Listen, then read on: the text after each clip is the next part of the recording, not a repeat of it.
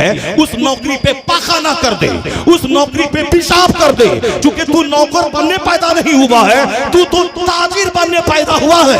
तेरे पैगंबर ने कहा है बरकतों का 9 हिस्सा सिर्फ तिजारत में अल्लाह ने रख दिया है। तू गुलामी मत कर, तू 10 गुलाम को अपने पास रख। तो अगर तू नौकरी गवर्नमेंट की देखता रहेगा, नौकर बन के रहेगा, पगड़ी जाएगी, दाढ़ी जाएगी, टोपी जाएगी, नौकर बन के तू रहेगा। तू तिजारत कर, तू बादशाह बन के रहेगा। मुस्तफा की दुआ तेरे साथ मिल के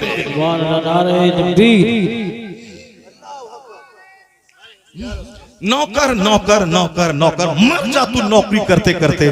तेरे पैगंबर को तिजारत पसंद है, तेरे पैगंबर को बिजनेस पसंद है, और तेरे पैगंबर ने कहा है कि बरकतों के जो 10 दर्जे हैं 9 सिर्फ तिजारत में रख दिए गए हैं। तू आम लेके बैठ जा, तू सेब लेके बैठ जा, ग्रेजुएट बन, पोस्ट ग्रेजुएशन का PhD डिग्री होल्डर बन जा, बिजनेस करके बैठ जा। तू ट्यूशन पढ़ाने के लिए एक बंदा गोरखपुर का, वह ट्यूशन पढ़ा करके 20 लाख महीना कमाता है।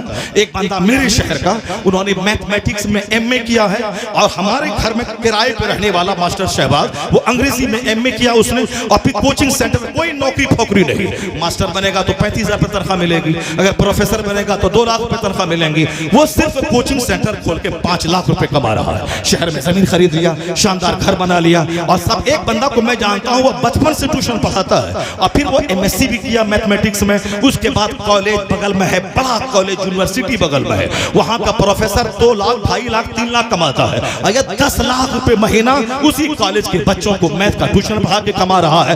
बिजनेस कर, काबिलियत हासिल कर।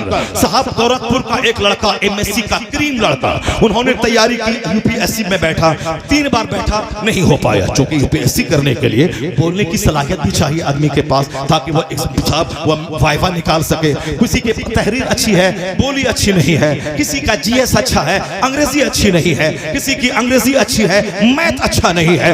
हर सब्जेक्ट में परिपूर्ण रहना, स्किल, महारत हासिल करना, यह बहुत मुश्किल काम है।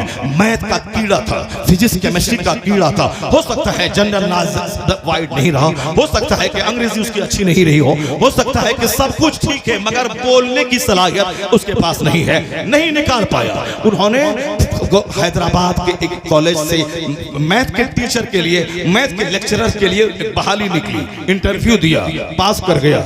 मालूम है अगर वो DM बन गया होता तो 3 लाख महीना कमाता, लीगल तरीके से। हराम तरीके से 30 लाख कमा लेता, वो अलग बात है, मगर हलाल तरीके से 2-2.5 लाख ही कमा पाता वो। लेकिन नौकरी उसको लगी कॉलेज में। उस कॉलेज में मैथमेटिक्स पढ़ा करके पर मंथ 10 लाख रुपए महीना कमाने लगा। ये आज से 15 साल पहले की बात मैं कह रहा हूं। 15 साल पहले बंबई जहां मैं खिताब करने जाता था, जिस घर में मैं ठहरता था, उसी के बेटे का अपना खास साला था वो लड़का। उन्होंने ऐसा हासिल किया, नौकरी दिमाग में हटा दे।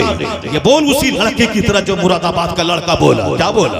वो बोला कि उनके पास खबर पहुंची कि लड़की को सब कुछ पसंद है, मगर दाढ़ी पसंद नहीं है। ये हमारी सड़ी हुई बेटियां, 10 मर्दों से बात करने वाली बेटियां, कमरा बंद करके मोबाइल पे 10 मर्दों को लूटने वाली बेटियां, बेशरम बेहया अपनी इज्जतों को तार-तार करने वाली बेटियां। कुरान पे नजर रख, फातिमा ज़हरा की सीरत पे नजर रख, गौसे आज़म की मां पे नजर रख, फिर याद रखना तू जहां कदम रखेगी बरकतों का खजाना निकल जाएगा। और ये 10 मर्दों की गोद में झूलने वाली, और जब वहां जाएगी किसी एक के यहाँ, वहां दिल कैसे लगे? जो 10 घर में खाना खा चुकी हो, 10 मर्दों के पास, तो वो एक मर्द के पास कैसे दिल लगेगा? तो सारी जिंदगी जब तक तंदुरुस्ती रहेगी जिना करेगी, और जब बीमार पड़ेगी दरगाहों पे जाके भीख मांगेगी, और फिर नहीं किसी गैर के साथ भागेगी। उसको 6 महीना निचोड़ के 50 टुकड़े करके उसको 50 जंगल में दिल्ली की उस लड़की की तरह उसको फेंक दिया जाएगा। इसलिए बोल, और काली कलोटी औरत जो अपने बाप माँ की खुशी की खातिर बाप माँ के रिश्ते पे राजी रही, आज 90 साल की बूढ़ी हो गई, अपने शौहर के घर में रानी बन के है, साहिबे औलाद बन के है, रानी बन गई। और जो नाची कूदी 10 मर्दों के पास, वो सड़ गई, उसका कत्ल हो गया। वो थाबे वाले ने जबलपुर में कत्ल किया, और आफ्ताब नामी पूना वाला 50 टुकड़े में काट के लड़की को फेंक दिया। चूंकि चेहरा देख के करीब हुआ है, जब चेहरा कब तक देखेगा? बीमार पड़ी चेहरा काला, बीमार पड़ी चेहरा काला हो गया। गया या उम्र थोड़ा आगे ढली, चेहरे का चमड़ा ढीला हो गया, तो फिर क्या होगा? अब तो या तो दरगाह पे बैठ के भीख मांगे या तो इसको छोड़ दे, घर से निकाल दे। जिसने भी मोहब्बत की शादी रचाई 99% शादियां उसकी फेलियर हो गई, उसको तबाह कर दिया गया, कत्ल कर दिया गया।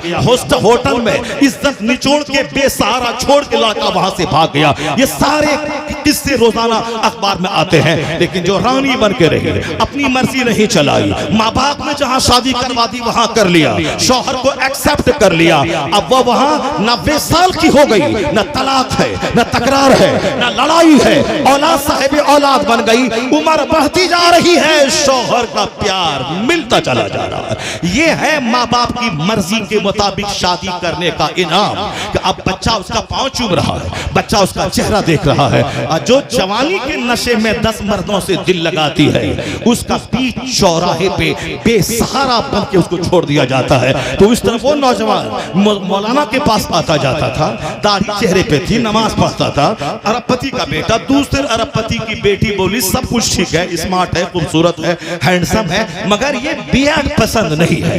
उसको चाहिए था कि सिख घराने की बेटियों की जिंदगी का मुताला करे। तो लड़का का बाप बोला उनके दोस्त से कि जाओ मेरे बेटे से कह दो कि दाढ़ी शादी से पहले तक मूंड ले, उसके बाद रख लेगा जब शादी हो जाएगी, लड़की अच्छी है, घराना अच्छा है। मगर वो लड़का क्या बोला? मेरे बाप से कह देना कि सारी जिंदगी कुंवारा रहना पड़े मैं रह जाऊंगा, मगर सुन्नते रसूल का कत्ल नहीं करूंगा, सुन्नते रसूल का कत्ल नहीं करूंगा, सुन्नते रसूल का कत्ल नहीं करूंगा। सच कहा मेरे मुस्तफा ने, अल मरओ मा मन अहब, आदमी उसी के साथ होगा जिससे वो मोहब्बत करता है। मोहब्बत अगर फिल्म एक्टर से हो गई, उस एक्टर जहां जाएगा वहीं जाना होगा। मोहब्बत किसी झूठे नेता से हो गई, वह झूठा नेता जहां जाएगा वहीं जाना होगा। मोहब्बत किसी हरामखोर से हो गई, वो हरामखोर जहां जाएगा जहन्नम वहीं जाना पड़ेगा। मोहब्बत किसी आलिम से हो गई, मोहब्बत किसी वली से हो गई, मोहब्बत किसी नमाजी से हो गई, मोहब्बत गौस कुतुब अब्दाल से हो गई, तो जहां गौस जाएंगे वहीं तू भी जाएगा। इसलिए लिबास हो या सर का बाल हो या हाथ की अंगूठी हो या जीने का कल्चर हो या बर्थडे पार्टी हो या शादी ब्याह और वलीमा की तकरीब हो, हर चीज में मुस्तफा की पैरवी कर, नेकों की गुलामी कर, ताकि यहाँ इज्जत मिले, सेहत मिले, मरने के बाद मुस्तफा की शफाअत मिले। अगर मुस्तफा के खिलाफ किया, शादी किया, वलीमा किया, दरसी की, तीजा की तकरीब की, अगर मुस्तफा के खिलाफ किया तो यहाँ पे रुस्वा होगा, यहाँ सेहत जाएगी, यहाँ इज्जत जाएगी, काफिरों के पांव का फुटबॉल बनेगा और मरने के बाद जहन्नम की आग में जलेगा। इसलिए दोस्ती काफिरों से मत कर, दोस्ती मुसलमानों से कर, मुत्तकी से कर, आलिमों से कर, नेक लोगों से कर। नेक लोग जन्नत जाएंगे, तू भी जन्नत जाएगा। अल मरओ मा मन अहब, a man will be with those whom he loves, आदमी उसी के साथ होगा जिससे वह मोहब्बत करता है। और रजुल अला दीन खलीली, मोमिन अपने दीन के दोस्त के दीन पर होता है। फल यंजुर, उसे देखना चाहिए कि वह दोस्ती किससे कर रहा है। सोहबतें अच्छों की, दोस्ती अच्छों से, बच्चों की तरबियत अच्छी हो। जरा वो हदीस पाक सुनिए जो मैंने कहा था, हर घर की दीवार में वो हदीस लिख के रहनी चाहिए। हुजूर ने क्या फरमाया? ला तज़ूलु क़दमा अब्दिन हत्ता युसअल अन अर्बईन, बंदे का पांव अपनी जगह से क़यामत के दिन हटेगा नहीं जब तक के 4 सवाल उससे न हो जाए। पहला सवाल, अन उमरिही फीमा अफना, यह कीमती जिंदगी किस काम में गुजारी। बस 2 टका कमाने का जुनून सब पर सवार है।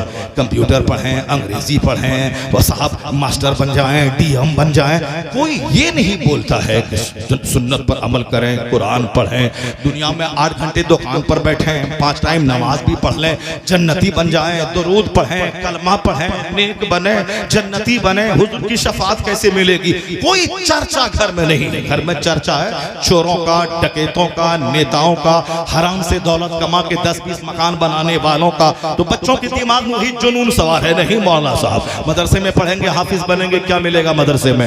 मदरसे में पढ़ेंगे हाफिज बनेंगे, क्या मिलेगा? यानी एक दिमाग में एक बात बसी हुई है। जबकि हाफिज बनने वाला, आलिम बनने वाला, इस्लाम ये कहता है क्या कि तुम सिर्फ ट्यूशन पढ़ाओ, तुम सिर्फ मस्जिद में नमाज पढ़ाओ, तुम सिर्फ अजान दो, तुम सिर्फ मकतब में बच्चों को अलीबा पढ़ाओ, ये कहता है क्या इस्लाम? सलाम कहता है ये, रब्बना आतीना फिद दुनिया हसना व फिल आखिरति हसना व क़िना अज़ाबन्नार। अल्लाह कहता है तू दुआ कर इलाही मुझे दुनिया में भी अच्छा रख, मुझे मरने के बाद भलाई अता फरमा। तो क्या मतलब अल्लाह तुझको दुआ करने का ढंग सिखा रहा है कि दुनिया में भी खुशहाल रह, दुनिया में भी अच्छा रह। तो दुनिया में अच्छा रहने के लिए क्या करना होगा? दुनिया में अच्छा रहने के लिए मेहनत करनी होगी, मुशक्कत करनी होगी।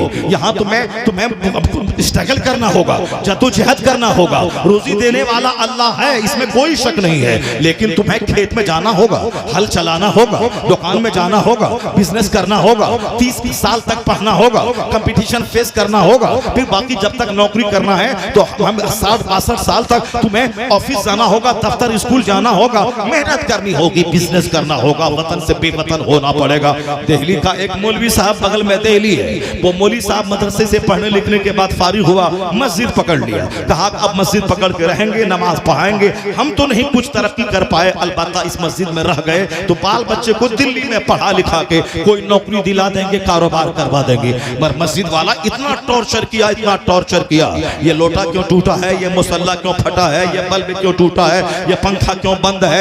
इतना टॉर्चर किया, तनख्वाह है 200-250, इतना टॉर्चर किया कि बेचारा समझ लिया कि अब इमामत करना बहुत मुश्किल काम है, मैं ऐसा नहीं करूंगा, अलबत्ता 2-3 साल तक सह लेता हूं। उन्होंने एक प्लान बनाया, उस प्लान के तहत वर्क शुरू किया।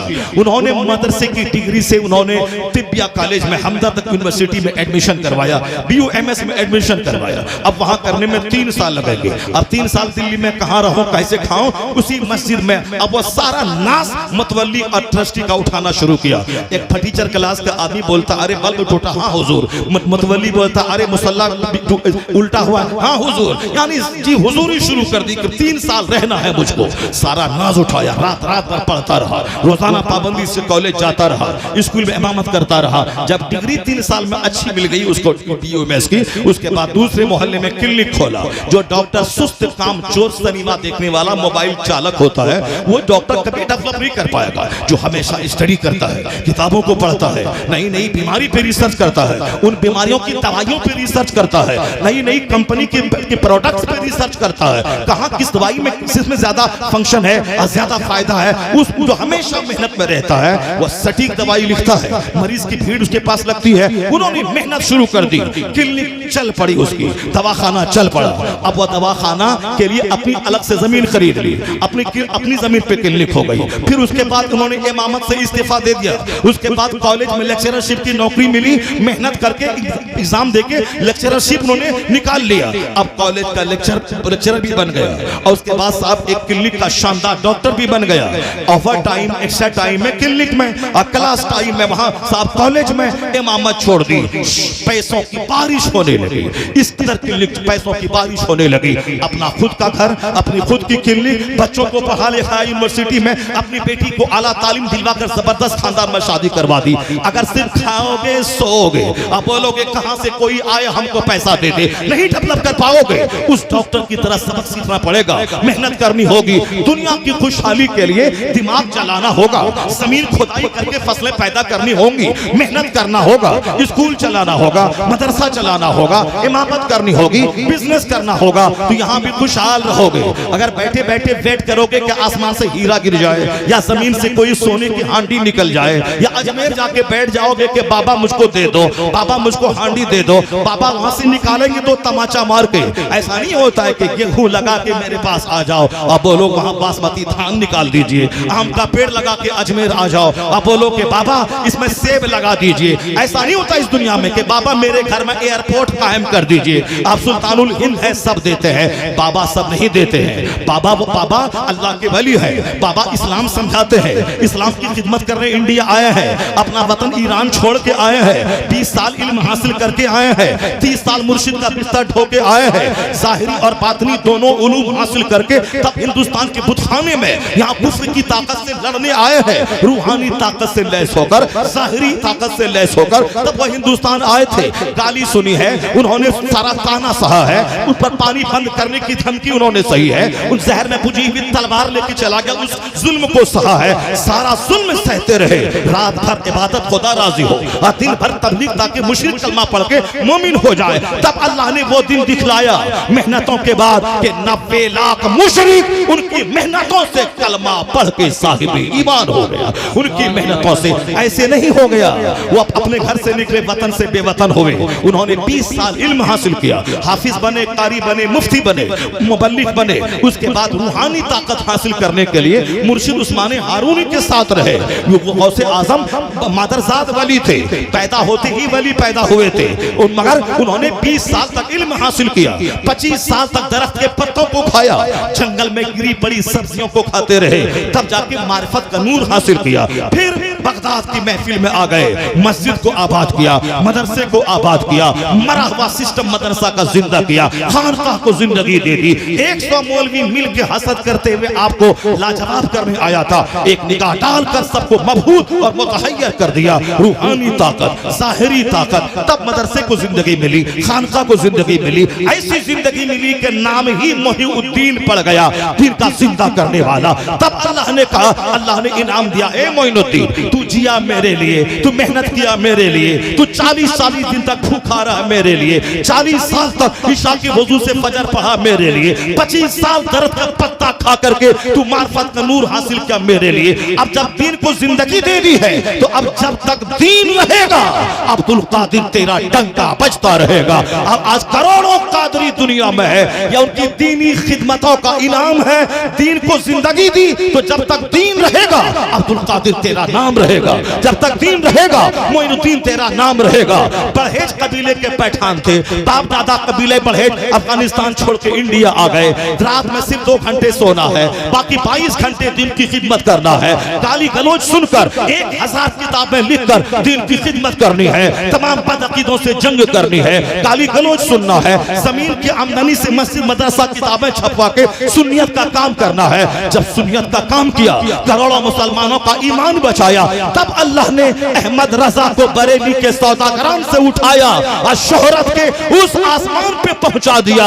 अमेरिका में रजा रजा, हॉलैंड में रजा रजा, ऑस्ट्रेलिया में रजा रजा, श्रीलंका में रजा रजा, हर तरफ रजा रजा। इसीलिए है वह दीन बचाया है, करोड़ों का ईमान बचाया है, अपनी नींद कुर्बान किया है, दिन की राहत कुर्बान की है। तब जाके रजा को अल्लाह ने वह मकाम दिया कि जब तक सुन्नियत रहेगी तेरा नाम रहेगा, जब तक दीन रहेगा तेरा नाम रहेगा। अलीगढ़ वाले रोकने आ गए, सहारन वाले रोकने आ गए, नजद वाले रोकने आ गए। ये पैठान है, ये कसीला है, ये बड़ा पढ़ा लिखा नहीं है, उसकी अजमत को मजरू करना चाहा, मगर सब उनसे चलने वालों के गुल हो गए चिराग। अहमद रजा की शम्मा फरोजा है आज भी, यूनिवर्सिटी में रजा, कॉलेज में रजा, खानकाह में रजा, नाम के साथ रजा, करोड़ों नाम के साथ रजा, तौसीफ रजा, शहरयार रजा, हामिद रजा, यूसुफ रजा, मोहसिन रजा, अख्तर रजा, फला रजा।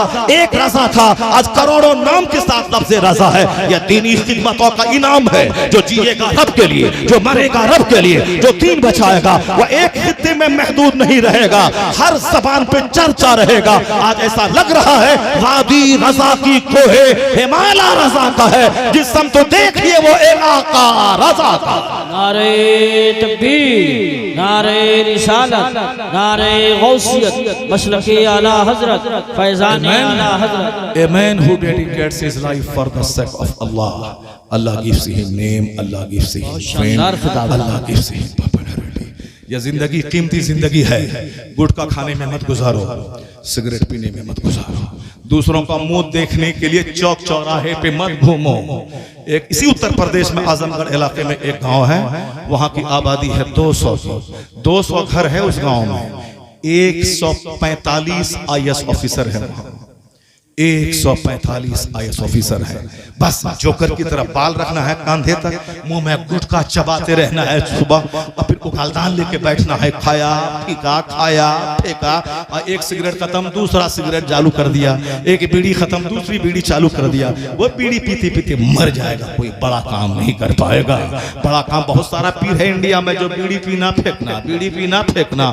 मगर हमारा एक पीर था जिसको जब भी देखा तिलावत करता देखा, जब भी देखा दरसे बुखारी देता देखा, जब भी देखा अमरे बिल मारूफ करता देखा, जब भी देखा मदरसा में देखा, जब भी देखा मुफ्तियों की झुरमुट में देखा, जब भी देखा उलमा के हुजूम में देखा, जब भी देखा सिर्फ इल्मी काम करता रहा। इसलिए अल्लाह ने वो शोहरत दी कि मोदी जी देखते रह गए, प्रधानमंत्री अमेरिका का प्रेसिडेंट देखता रह गया। ये कौन फकीर था जो दुनिया से गया, करोड़ों की भीड़ लगा के चला गया। ये ना व्हाट्सएप पे था, ना यूट्यूब पे था, ना इंस्टाग्राम पे था, ना फेसबुक पे था। ये कौन सी ताकत थी? ये 1 करोड़ लोग कहां से आ गए? दुनिया को पता चला मादी ताकत और है, रूहानी ताकत और है।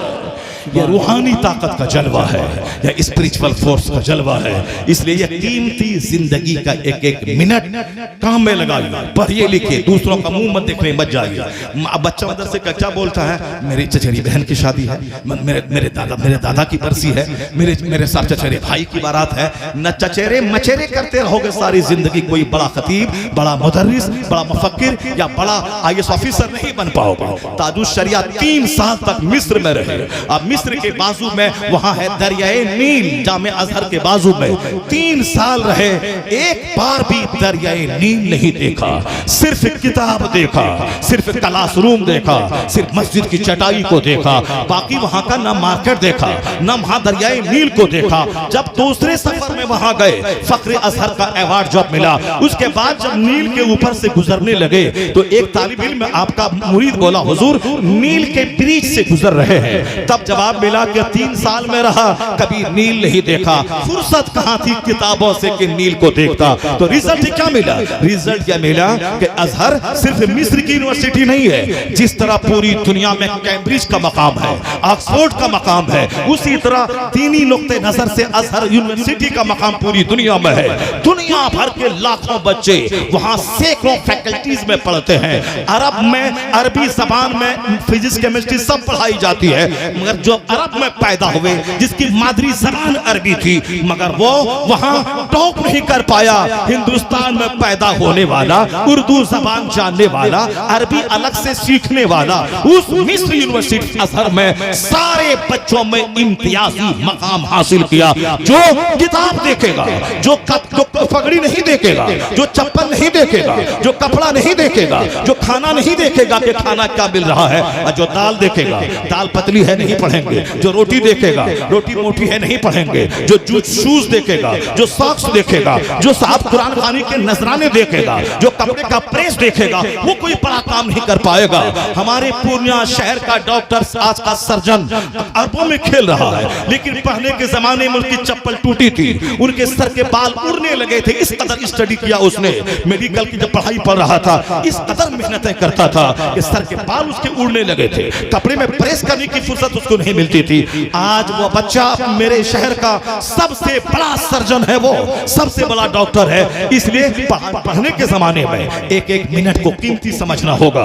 चचेरे में मेरे भाई की शादी में मेरी अपनी खास बहन का इंतकाल हो गया। मैं तबलीगी दौरे पर राजस्थान में था, आ नहीं पाया, शरीक नहीं हो सका। सरकार ताजुश शरिया मिस्र में थे, उनका अपना बाप मुफस्सिर आज़मी हिंद का इंतकाल हो गया इंडिया में। वो ना पढ़ाई छोड़ के यहाँ आए, ना जनाजे में हाजिर हो सके। दुनिया में बड़ा काम करने के लिए एक एक मिनट को कीमती समझना होगा। खाने पे नजर नहीं, बस खा ले जिससे जिंदा रह सके, पहन ले जिसके सत्व छुप सके, बाकी सारा फोकस, सारी ताकत स्टडी किताब के मुताले पे करना होगा।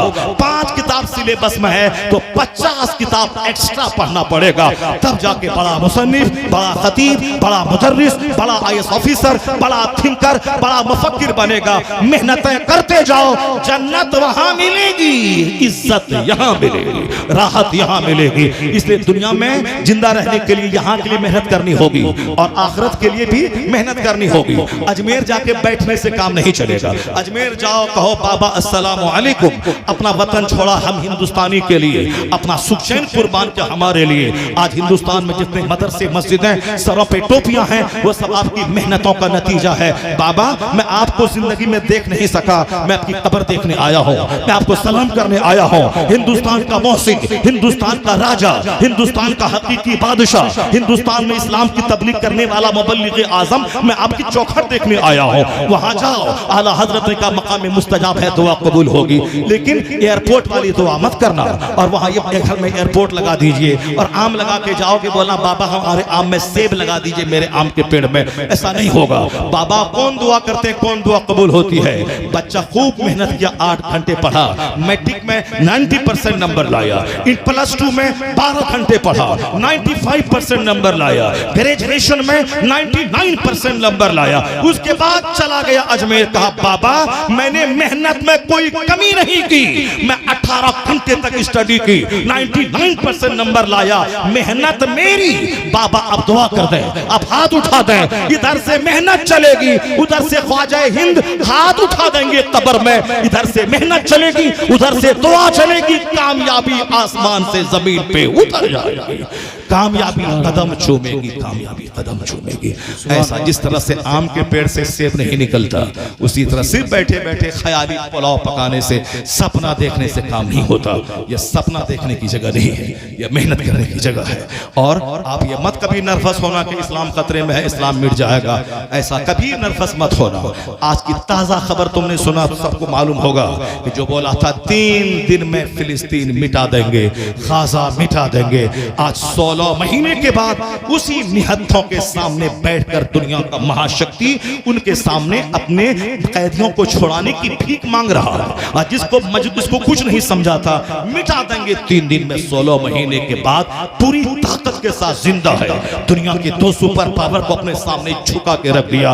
वो तो मरने के लिए कसम खा रखा है कि हमारा खून बहेगा, इसी जमीन पर बहेगा, हमारी कब्र बनेगी, इसी जमीन पर बनेगी। तो एक तरफ बम गिरता रहा, एक तरफ कलमे की आवाज बुलंद होती रही, तो दुनिया देख लिया बम की ताकत फेल हो गई, कलमा की ताकत गालिब आ गई, कलमा की ताकत गालिब आ गई। इसलिए तुम कभी मत घबराना कि हमारा इस्लाम खतरे में है। नहीं, आंधी आती है चली जाती है, बारिश आती है चली जाती है, तूफान आता है चला जाता है, मौसम बदलता है चला जाता है। कड़ाके की सर्दी थी चली गई, बारिश का मौसम था चला गया, सैलाब आया चला गया। ये वक्ती आंधी मेरी वजह से बदअमली की सजा के तौर पर आती रहेगी, जाती रहेगी। आंधी जाएगी, मौसम नॉर्मल हो जाएगा, तूफान जाएगा, मौसम नॉर्मल हो जाएगा, सैलाब जाएगा, मौसम नॉर्मल हो जाएगा। न आंधी रहेगी न सैलाब रहेगा, क्या रहेगा?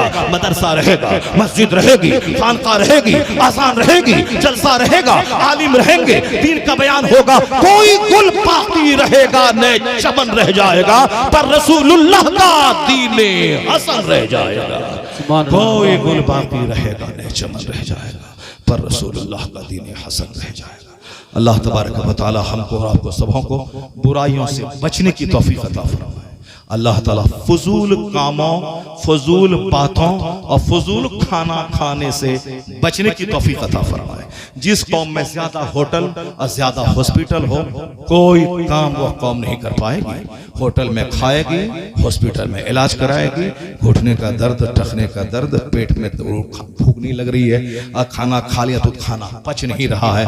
हॉस्पिटल और होटल इंडिया में खूब चल रहा है। मुरादाबाद के लोग, अमरोहा इलाके के लोग, हमारे बिहार में हर गली कूचे में मुरादाबादी बिरयानी, हैदराबादी बिरयानी, मुरादाबादी बिरयानी, हैदराबादी बिरयानी, बिरयानी बिरयानी बिरयानी, शादी में बिरयानी, तीजा में बिरयानी, बरसी में बिरयानी, वलीमा में बिरयानी, लंगरे गौसिया में बिरयानी। खाओ, लेटरिन जाओ, उसके बाद 1 दर्जन बीमारी में पड़ो, तड़प तड़प के मर जाओ।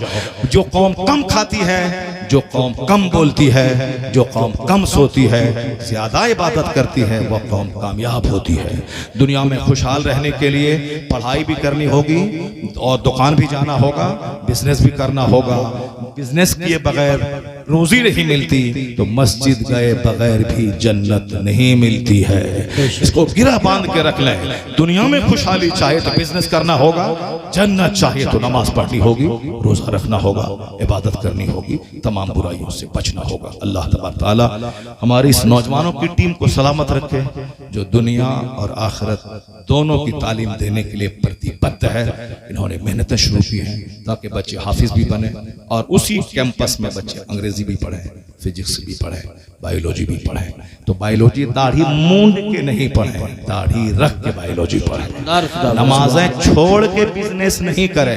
तुम खरबपति बन जाओ सबसे, तुम टाटा बिरला को पीछे छोड़ दो, मुकेश अंबानी को पीछे छोड़ दो, लेकिन नमाज छोड़ के नहीं। फिर तुझ में और बिरला में क्या फर्क रह जाएगा? इसलिए तुमको नमाज पढ़ के खरबपति बनना है, ज़कात निकाल के खरबपति बनना है, हुजूर की सुन्नत पे अमल करके खरबपति बनना है। जब मनमोहन सिंह दाढ़ी रख के प्रधानमंत्री बन सकते हैं तो तू भी दाढ़ी रख के डीएम बन सकता है, आईएएस ऑफिसर बन सकता है। तेरी बेटी भी पर्दा के साथ, हिजाब के साथ, वो भी आला तालीम याफ्ता पर्दे में रह के बन सकती हैं। इसलिए दूसरों से सबक हासिल कीजिए। और लिबास में इल्म नहीं रहता, इल्म सीने में रहता है, इल्म दिमाग में रहता है। और सुनो, उनके पास मेहनत है, उनके पास खुदा की रहमत नहीं है, क्योंकि अल्लाह काफिरों पे रहमत नहीं फरमाता है। रहमत तेरे पास है, तू मुस्तफा की उम्मत में है, तू कलमा पढ़ता है, सजदा करता है। अगर तेरे पास सिर्फ मेहनत आ जाए, ईमान तो है, अकीदा के अल्लाह एक है, वो ईमान नहीं है मगर मेहनत है, तो उस कुर्सी पे बैठ गया। और अगर तेरे पास ईमान है, अब मेहनत बढ़ा दे, मुशक्कत बढ़ा दे, तो फिर क्या होगा? दूसरी कौमें बाद में कामयाब होंगी, पहले मुस्तफा का गुलाम कामयाब होगा। क्यों? इनके पास खुदा की अता भी है, मुस्तफा की रहमत भी है, बुजुर्गों की दुआ भी है। सिर्फ मेहनत शामिल हो जाए, कामयाबी इनका कदम चूमेगी। मेहनत हो, मुशक्कत हो, इल्म। अल्लाह तबारक व तआला इस मजलिस को कबूल फरमाए। अल्लाह ताला इस मदरसे को उरूज और तरक्की अता फरमाए। आमीन। व आखिर दाअवाना अल्हम्दुलिल्लाह।